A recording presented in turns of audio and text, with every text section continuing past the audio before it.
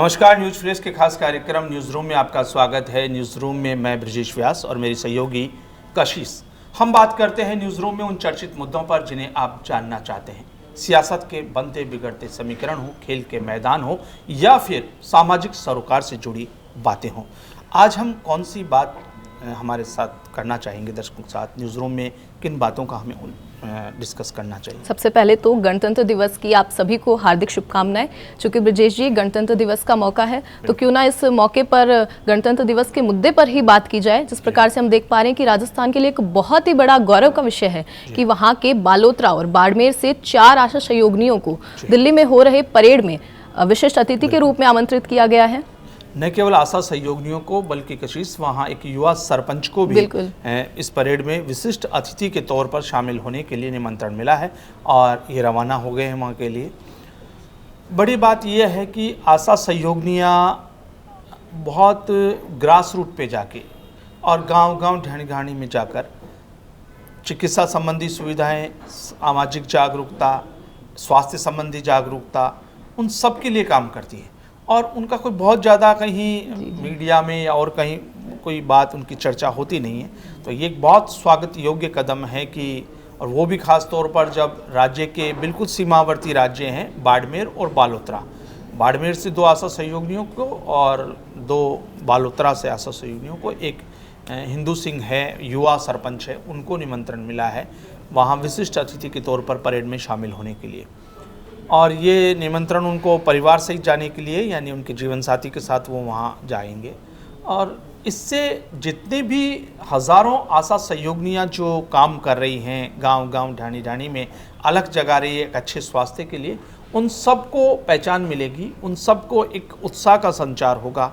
वो सब लोग एक महसूस करेंगे कि हाँ, उनके काम को कहीं देखा जा रहा है, उनके संवर्ग को भी एक पहचान है और उनको कहीं न कहीं नवाजा जा रहा है सम्मान के साथ। ये बहुत अच्छा कदम है और मैं समझता हूँ राजस्थान के लिए तो गर्व का विषय है कि वहाँ की 4 आशा सहयोगिनियों को वहाँ मौका मिल रहा है विशिष्ट अतिथि के तौर पर शामिल होने के लिए। सरपंच हैं, युवा सरपंच हिंदू सिंह, उनको मौका है।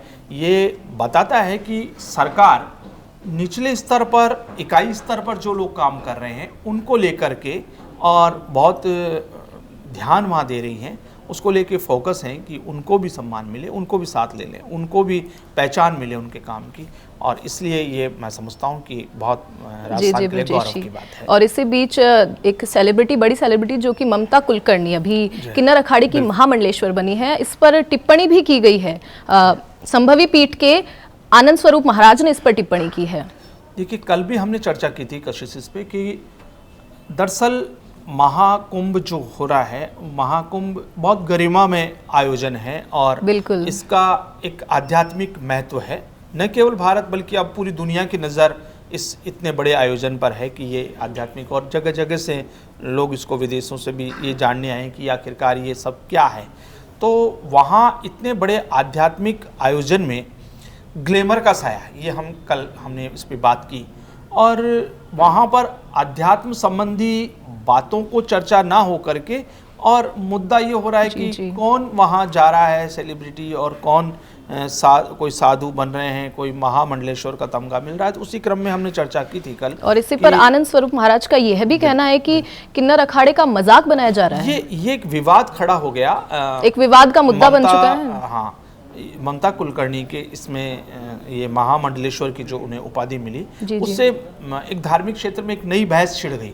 और वो बहस ये है कि क्या ये सब मजाक है कि कोई भी आए और वो महामंडलेश्वर बन जाए, और फिर वो भी खास तौर पर जो उनका ये मानना है कि ये सब सेलिब्रिटी इसको एक प्रचार का हिस्सा ना मान ले। और इसी को लेकर के संभवी पीठ के जो थे आनंद स्वरूप महाराज, उन्होंने इस पर चिंता जताई है कि ये मजाक सा बन गया है।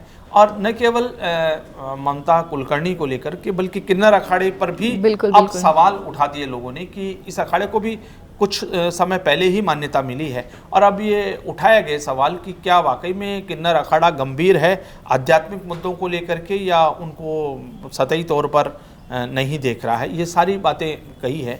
लेकिन उसके साथ साथ विवाद इसलिए बना कि अखाड़ा परिषद के रविंद्र पुरी ने इस पूरे मामले को खारिज करते हुए कहा है कि ये वैराग्य की भावना है या ये अध्यात्म किसमें कब जग जाए, इसको आप नहीं मान सकते कि टर्म्स में कि ऐसे होगा, या ये वैराग्य की भावना किसी में भी आ सकती है और कभी भी कोई साधु बन सकता है।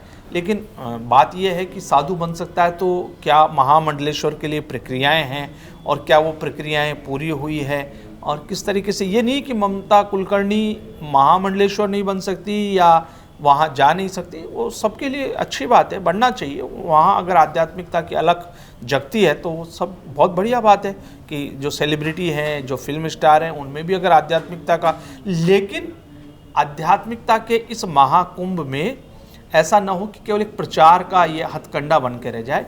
ये विवाद का विषय है कि इस तरह से अगर आए और महामंडलेश्वर बन गए, कोई किसी को क्या उपाधि दी, तो वो कितनी गंभीरता इसकी बरकरार है, ये वहाँ विवाद का विषय है।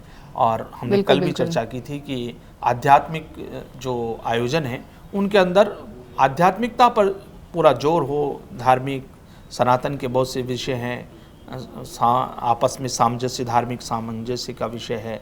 इन सारे मुद्दों पर चर्चा होने के बजाय चर्चा पूरी जो हो रही है वो इस पे हो रही है कि वहाँ IITN बाबा कौन आ रहे हैं, कौन मॉडल वहाँ आ रही है, कौन माला बेचने वाली मोनालिसा वहाँ क्या कर रही है, तो वो भटक रहा है। जी ब्रजेश, ये चिंता का विषय है। और इसी को लेकर हम देख पा रहे हैं कि दिल्ली विधानसभा चुनाव सर्द गर्मी में है, तो इसको लेकर बीजेपी ने अपना मैनिफेस्टो का तीसरा पार्ट भी जारी किया है। भले ही हवाएं ठंडी हो मौसम में, लेकिन दिल्ली के हवाएं गर्म हैं पिछले दिनों से, और जहाँ चुनाव होते हैं वहाँ हवाएं गर्म रहती है, तो हमें भी पता है। लेकिन गर्म इस मायने में है कि वहाँ एक तो पोस्टर वार चल रहा है। वहाँ पोस्टर वार ये है कि केजरीवाल यानी आप आम आदमी पार्टी ने जो पोस्टर जारी किया है उसको लेकर के लोगों में एक उत्सुकता है कि ये कैसे हुआ, क्योंकि वो एक तरफ इंडिया गठबंधन का हिस्सा भी हैं और उन्होंने एक भ्रष्टाचार पर प्रहार करते हुए एक पोस्टर जारी किया। उसमें बीजेपी के नेताओं के साथ साथ तीसरे नंबर पर राहुल गांधी को भी उन्होंने लपेट लिया। तो हम पहले भी चर्चा कर चुके हैं हमारे इसी कार्यक्रम में कि वहाँ उनको जो दिक्कत है आम आदमी पार्टी को वो कांग्रेस से है, क्योंकि कांग्रेस जो कुछ नुकसान करेगी वो आम आदमी पार्टी का करेगी। वो समझ रहे हैं केजरीवाल इसको कि इसलिए वो उनका प्रहार बीजेपी के साथ साथ कांग्रेस पर भी, वो दो तरफा लड़ाई है कि कांग्रेस थोड़ा भी अगर उसमें कुछ गेन करती है तो वो आम आदमी पार्टी का वोट शेयर करेगी अपने साथ में और उसका नुकसान उनको होगा। इसके साथ साथ आज चुनाव में सरगर्मी इसको भी लेके भी रही कि बीजेपी ने अपने मैनिफेस्टो का, घोषणा पत्र का, संकल्प पत्र जिसे वो बोलते हैं, उसके 2 इससे पहले जारी किए जा चुके, लेकिन आज तीसरा हिस्सा और जारी हुआ। इस तीसरे हिस्से को लेके भी केजरीवाल ने कहा था कि 2 तो जारी कर दिए, तीसरा कब आएगा। तो आज और ब्रजेश जी, आपको क्या लगता है अगर भाजपा की सत्ता आती है तो क्या कुछ वो सुविधाएं अपनी आम जनता को दे सकती हैं?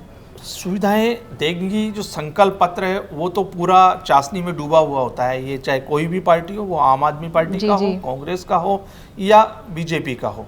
घोषणा पत्र है, संकल्प पत्र हैं, उसको सहज समझा जा सकता है कि उसमें घोषणाएं और जो चिकनी चुपड़ी बातें हैं, जो ख्वाब सजाए जाते हैं, उसकी ख्वाब का हकीकत में बदलने में बहुत दिक्कत आती है और वो तरस जाती है जनता उस ख्वाब की हकीकत को देखने के लिए। वो इतना नहीं होता, लेकिन फिर भी उन्होंने इसमें बहुत बड़े वादे किए हैं जनता के साथ कि वो पूरे दिल्ली को एक तरीके से सामाजिक हो, आर्थिक हो, राजनीतिक हो, पूरी तरीके से उसको कायाकल्प करने का उसमें वादा है। हर क्षेत्र में कायाकल्प करने का वादा है। और ख़ास बात यह कि अमित शाह आज खूब बरसे, केजरीवाल पर भी बरसे और आम आदमी पार्टी के नेताओं पर भी बरसे। उन्होंने कहा कि सबसे झूठा होने का आरोप भी उन्होंने केजरीवाल पर लगा दिया। तो ये सब सियासत के दावपेच हैं जो वहाँ दिल्ली चुनाव के अंदर चल रहे हैं और वो होना स्वाभाविक है वहाँ पर। और ब्रजेश जी, अगर मध्य प्रदेश की बात की जाए तो वह भी एक मुद्दे का विषय है, जहां पर 17 ऐसे शहर है जहां पर धार्मिक मंदिर है, जहां पर बैन की गई है शराब।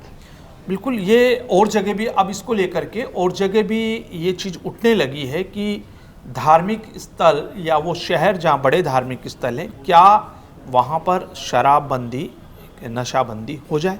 तो इसकी पहल की मध्य प्रदेश सरकार ने और वहाँ यादव सरकार ने ये किया कि 17 शहर जिसमें महाकालेश्वर हैं, जिसमें उज्जैन के साथ ओंकारेश्वर वगैरह, बड़े 17 मंदिर। शहर ऐसे हैं जहां पूरा राष्ट्रीय स्तर पर वो धार्मिक केंद्र माने जी, जाते जी। हैं। पूरे देश से श्रद्धालु वहां पहुंचते हैं। तो वहाँ शराब का मनाही होगी, वहाँ बिल्कुल। शराबबंदी होगी। ये बात अब उठने लगी है कि बाकी जगहों पर भी इस तरह का किया जाए, क्योंकि देखा ये जा रहा है कि धार्मिक स्थलों को, वही हम बात जो अभी कुंभ के संदर्भ में कर रहे थे, कि उनकी गंभीरता, उनकी जो धार्मिक सरोकार हैं वो कम होकर के वो मौज मस्ती या जी, जी। केवल एक सैर सपाटा का केंद्र ना बन जाए। इस चीज़ के लिए उठती रही मांग कि ये इन शहरों के अंदर इस तरह का किया जाए। तो ये पहला कदम है, तो कुछ लोग इससे सराह रहे हैं। तब कांग्रेस के कुछ नेताओं ने हाँ, इसमें इसका कहना है, आलोचना की उन्होंने, आलोचना कहा भी कि गुजरात और बिहार में तो वहाँ शराबबंदी सबसे- के बावजूद भी वो वहाँ पे शराब का सेवन हो रहा है। तस्करी हो रही है, तस्करी बढ़ जाती है। वो अपने अपने मत हैं इनके, जी, लेकिन जी। बात यह है कि धार्मिक स्थलों को, इसके लिए तो कोई भी ये नहीं कहेगा कि धार्मिक स्थलों के ऊपर नशा जो है वो चले या नशा जी, जी। जारी रहे। वो सब इसको मानते ही हैं कि चाहे वो किसी भी धर्म का हो, धर्मस्थल है तो वहाँ नशे संबंधी रोक होनी चाहिए। ये बात सबको जमती है और सबको अच्छी लगती है। और ये चीज़ अब उठने लगी है कि बाकी राज्यों में भी जो बहुत प्रख्यात धार्मिक स्थल है वहाँ पर इस तरह की पहल की जा सकती है। जी जी ब्रजेश जी, और एक जम्मू कश्मीर में भी एक मामला सामने आया जहां पर 17 बहुत बड़ा मामला सामने आया, जहां पर परिवार के 17 लोगों की एक साथ मौत हो चुकी है, 3 परिवार के 17 लोगों की। बिल्कुल। और कहा यह भी जा रहा है कि वह कोई रहस्यमय वायरस हो सकता है। वहाँ अभी पहले ये माना जा रहा था कि 17 लोगों की वहाँ मौत हुई, उसमें बच्चे ज़्यादा हैं, और ये जी, माना जी। जा रहा था कि ये किस वजह से हुई, कोई प्रदूषित खाने की वजह से हुई या वहाँ प्रदूषित कुछ सामग्री का उन्होंने जी, जी। उपयोग किया हो। लेकिन अब डॉक्टर्स इस निष्कर्ष पे पहुँच रहे हैं कि कोई न्यूरोटॉक्सिन है जो उनके खाने में शामिल है। जी, अभी तक जी। भी उसके बारे में ज़्यादा नहीं पता लग पाया, लेकिन हाँ इतना ज़रूर अब डॉक्टर्स कह रहे हैं कि ये कोरोना जैसी बीमारी नहीं है, ये जी, कोई इस तरह की फैलने वाली संक्रामक बीमारी भी नहीं है। ये उस पे पहुंच रहे हैं कि उसको अध्ययन किया जा रहा है कि जो उपयोग में जो सामग्री ले रहे थे या जो उनके संपर्क में आ रहे थे वो क्या चीज़ें थी जिनका उन्होंने कंज्यूम किया। और इसी को लेकर वहां पर प्रशासन अलर्ट मोड में भी बिल्कुल है। अलर्ट मोड में है और उनको कोशिश किया जा रहा है कि उस एरिया को बंद करके रखा जाए, ताकि अगर कोई ना चीज़ बाहर से आएगी ना अंदर से बाहर जाएगी, तो वो ये देखना चाह रहे हैं कि कौन सी ऐसी चीज़ें हैं जो न्यूरोटॉक्सिन क्रिएट कर रही है और उससे ये मौतें हो रही हैं। जी, जी। इससे भी ज़्यादा एक और खबर, ऐसी ही चौंकाने वाली खबर है और चिंता का विषय है। राज्य पक्षी गोडावण, जहां पर 33 पक्षियों की मौत हो चुकी है। पक्षियों की मौत 12 दिन में हो जाना एक साथ हो गई। ये प्रवासी पक्षी हैं और ये आते हैं और सितंबर से लेकर मार्च तक राजस्थान में रहते हैं। हमारे खास इसलिए इसको हम मानते हैं कि राजस्थान की संस्कृति में, राजस्थान के लोक रंग में ऊर्जा इसको बोलते हैं और उसका बहुत महत्व है। यहाँ के गीतों में गाई जाती है, यहाँ के सामाजिक सरोकार है उसका जी, अपना, जी। उसका बहुत महत्व है, विरह गीतों में गाई जाती है। तो उनकी संख्या लगातार घट रही थी। सरकार पहले ही चिंता में थी और उस पर संरक्षित श्रेणी के उस पक्षियों में उनकी गिनती वहां पर आवाजाही भी बंद कर दी गई है लोगों लेकिन की। 12 दिनों में 33 ऊर्जा का मरना, पहले से ही जिनकी कमी है उनका मरना, ये चिंता का विषय। इसलिए माना जा रहा है कि एक तालाब है वहाँ दातेराय में, उसको भी दागेराय में उसको भी रोका है कि उसका पानी ना पिए, लोग नहीं पी रहे वहाँ का पानी। और दूसरी चीज़ों के भी देखा जा रहा है कि क्या एहतियात बढ़ते जा सकते हैं। लेकिन सबसे बड़ी चिंता की बात यह है कि राज्य पक्षी का संरक्षण होना चाहिए। उनकी गिरती संख्या जो थमी थी उसको लेकर थोड़ी सी उम्मीद जगी थी, तो फिर ये बड़ी घटना उन सब पर्यावरणविद और पक्षी प्रेमियों के लिए चिंता का विषय है। जी जी ब्रजेश जी, आज के मैं समझता हूँ कि आज के न्यूज़ रूम में इतना ही। हम फिर नए मुद्दे लेके हाजिर होंगे। बिल्कुल, तब तक के लिए